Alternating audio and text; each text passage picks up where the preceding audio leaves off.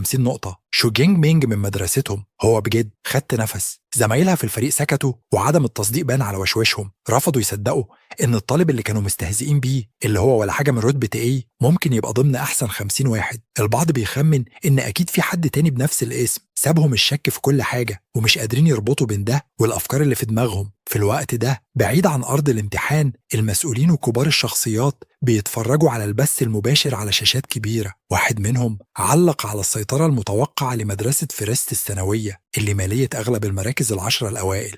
هم اختاروا جو مينيانج اللي متصنف الأول ب 412 نقطة إنه أحسن لاعب في المدينة ومتوقع إنه يضمن مكان بين أحسن 100 طالب على مستوى المحافظة كلها.